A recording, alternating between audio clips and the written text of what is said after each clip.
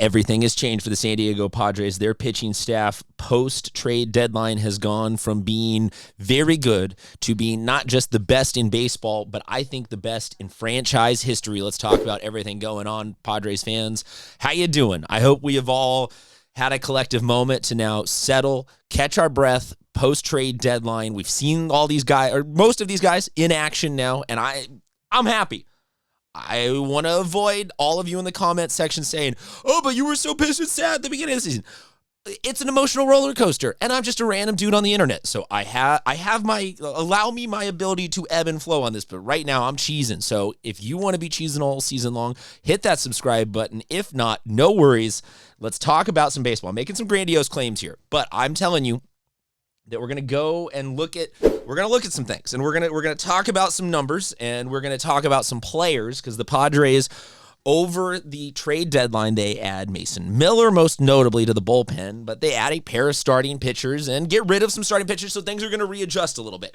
Here is the team ERA rankings in all of Major League Baseball. What you will notice there is that the Padres are not number one, but they are number one in the National League, and they are number 3 overall in baseball. They are nipping at the heels, ostensibly tied with Kansas City for number 2.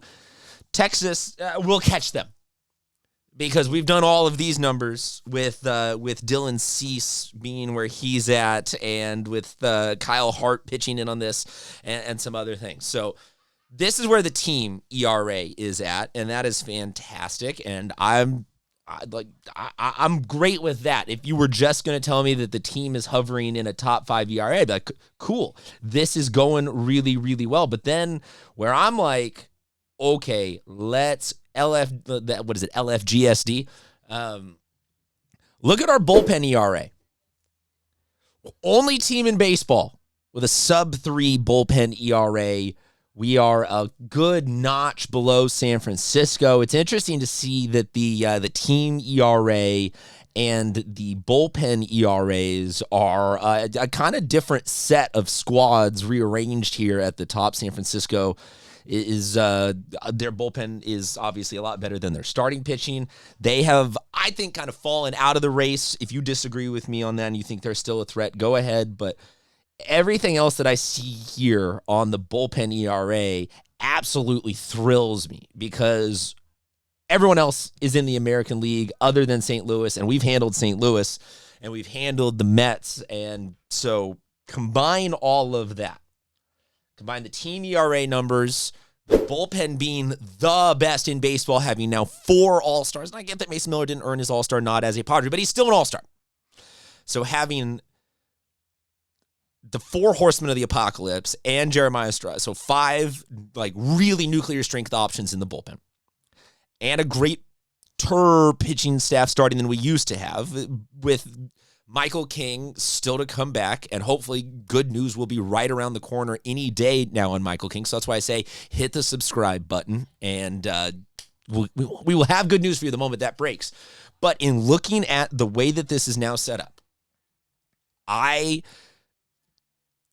hear me out. I'm thinking about the Padres, because as of us recording this right now, we are 3 back of the Dodgers, and we're very squarely in the hunt for a wild card. So I'm thinking of the Padres as a playoff team.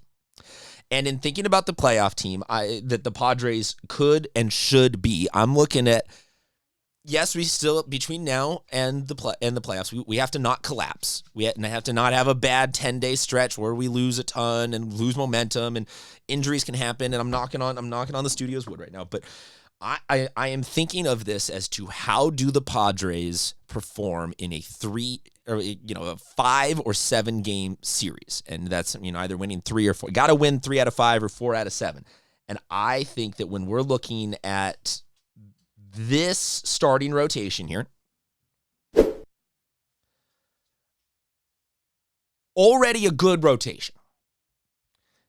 Maybe you disagree with the order in which they are put up here. That's just the order that they were technically listed on the San Diego Padres depth chart online. So, okay, I'll allow for some give or take on, you can write in the comment section what order you want to put this out in against an opponent. I think that if you also want to debate including where is Michael King going to go in all of this?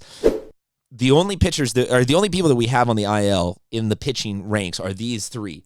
So King, Nestor Cortez, the new Padre, and Joe Musgrove. King and Cortez are both listed online as to return in early August and should be available any day now. Nestor, I think, is more of roster movement shenanigans to keep him from having to use up a minor league option or risk DFA or anything like that. They just parked him on the IL. He will be back as soon as something slots in.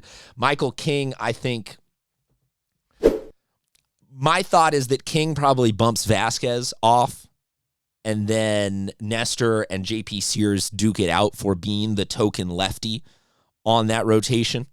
But some combination of Cease, Pivetta, Darvish, Michael King, and a lefty, with then the ability to move Randy Vasquez to the bullpen, I think translates into... trying to put a specific number. I'll say 88% confidence. I'm like B plus A minus confidence in just that starting rotation going into a series, being like, okay, we got enough dudes who can provide quality starts, get us big moments, get us deep into games, get us whatever it is, get us the win. The threshold for me, though, is very low in terms of what those guys need to get us, because this exists. Look at this. Look at that. Two closers with Miller and Suarez, Morihone and Adam. Either one can be the righty or lefty matchup needed to be the setup guy. And then Jeremiah Estrada is also the, he can be sort of the mid-game closer of, if you got a high-leverage situation in the 5th or the 6th that you need someone to come in. Then Morgan, Peralta, and Yuki they're differing levels of fan liking or disliking of them, but I think they are all very serviceable MLB relievers, if not guys who, if they were on other teams, would be 7th or 8th inning guys. They are all really dang good. So what does that mean? Why do I say everything has changed? Because I think when we pre-deadline, we were looking at, if we take the team as is and we had to play the Dodgers or Mets or Phillies or whoever in an NLCS to get to a World Series, we, the Darvish game, the King game, the Pivetta game, the Cease, towards the back end of that rotation, we were looking at the first couple of guys would need to give us good starts in order to balance out the back couple of guys having a little bit of wiggle room if, a Bogaerts or a Kolek, and I miss both of those guys, and I'm not trying to say, they're done, but those are not guys that I would necessarily have said that going into, we're playing the Dodgers at Chavez Ravine, we can count on him for 7. With this bullpen, we can spread out the workload and still have excellent guys to close out. If Suarez has to close out games 1 and 2, Miller can close out game 3 and 4.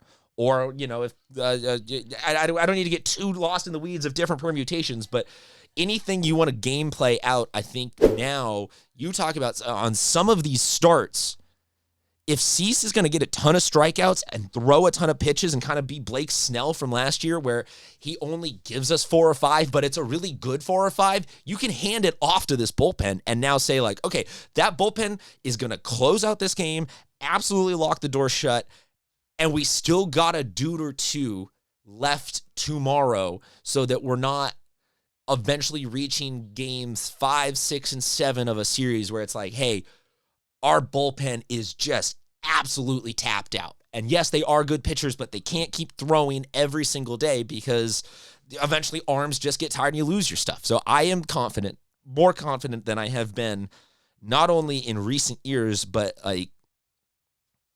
dare I say that the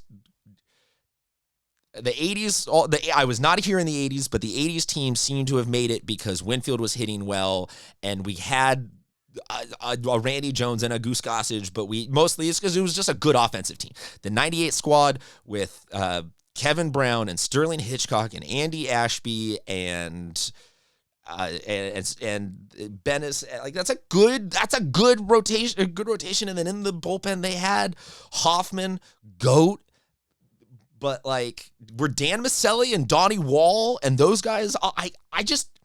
I can't come up with a better point in franchise history than this Padres current pitching iteration, staff and bullpen combined. So I am now feeling like that side of it is that box is checked going into the playoffs. Obviously, we need runs to be scored in order to win games. You can't win a 0-0 draw kind of like we got to score to win. So I'm not guaranteeing that the Padres are going to go to the World Series, but from the way I see it, and I look forward to all of your comments on this, I think that the pitching staff is checked off entirely, ready to roll, 100% confidence now in the combined efforts of all of these pitchers. Like I said, drop a comment on any and all of this.